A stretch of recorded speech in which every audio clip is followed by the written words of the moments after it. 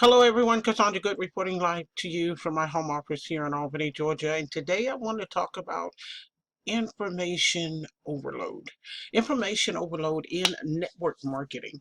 Now, I know a lot of times people think that they have it all together, they have it all figured out, all of that good stuff. But I assure you, when you step into this industry and you sign up for your very first program or your first business model and you're excited, everything's going, all of a sudden you don't realize it, but you've actually landed on someone's list. You've opted in, you built up a rapport, you built up a relationship, you got a good thing going here, you're understanding the dynamics of this new business that you joined, but all of a sudden you're going to start getting a series of emails and a series of what to do and what not to do, what to add and what not to add.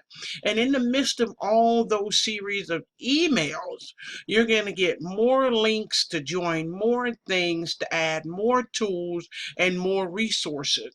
And the key is not to experience overload, but to actually take each one of those emails, take your time, be able to funnel through the information that you actually need at the time, grow.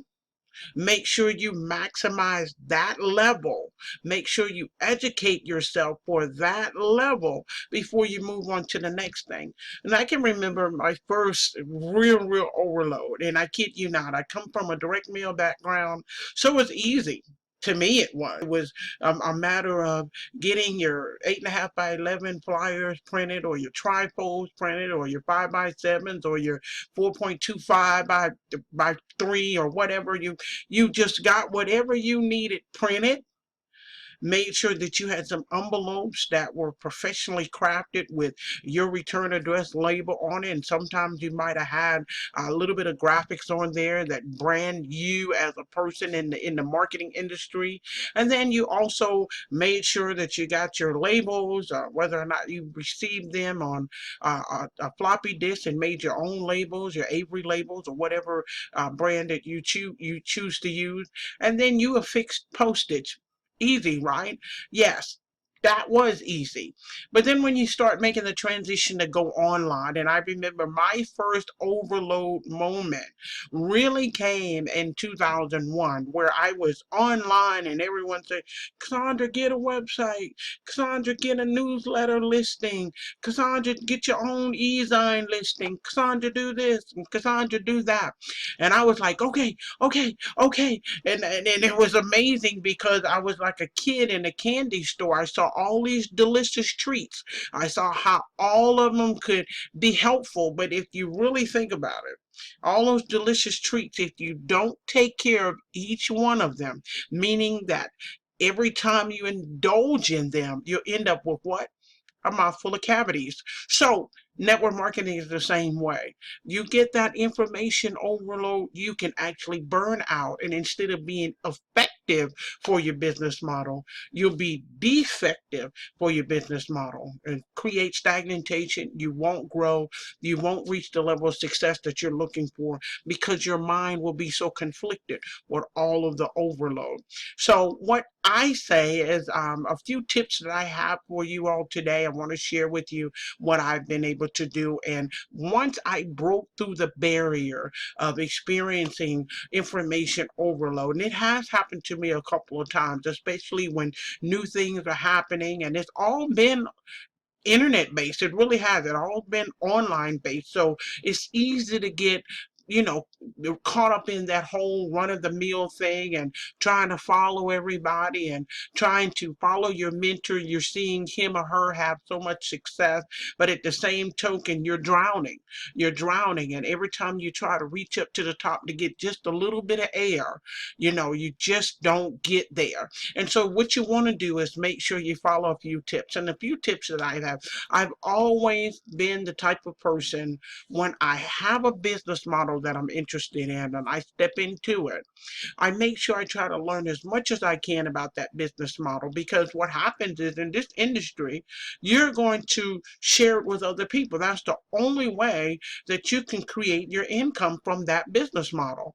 And in order to do that, you need to be knowledgeable in what you actually have before you. So the business model that you're actually utilizing, you need to be knowledgeable in that. I see so many people in the industry, they're going by price points. Oh, yeah, get in at $1,000. But when you ask them about the business, and when you ask them, what is this that can, how can it help me? How can it solve any problems that I have? They go so airbrained on me, they don't have a clue. Oh, well, it's like everybody's using this tool right now. And Cassandra, whatever you do, make sure you go at the highest level, because that's what's going to really give you the maximum potential. Well, is it maximum potential for your pockets? Or is it maximum potential for education, something that I need to learn that'll be able to help me to move forward? And so what I've always figured out, and when you get those pitches and people are sharing these things with you, what I realized is those same people that's pitching it to you, they have not even broken down those levels themselves. They have not really been able to go through each one of them levels themselves. All they know is maximum potential, money, money, money, money.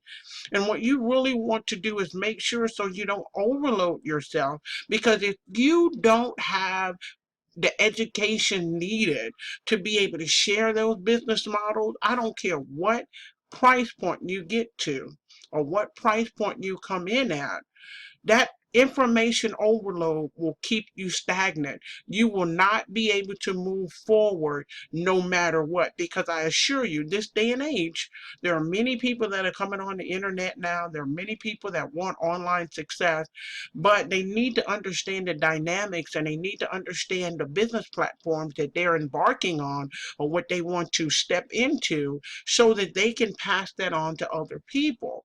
And people don't realize it, but now you should, because I'm getting ready to tell you. We follow people. The business models, there are so many. There's thousands of business models out there. But if you don't have the education to share with the person with the business model, because they're following you, then that's where a lot of people fail in this industry. So tip number one, make sure you educate yourself on your business model, so that you will be able to spread that, share that information with those people that you're sharing that business with, okay?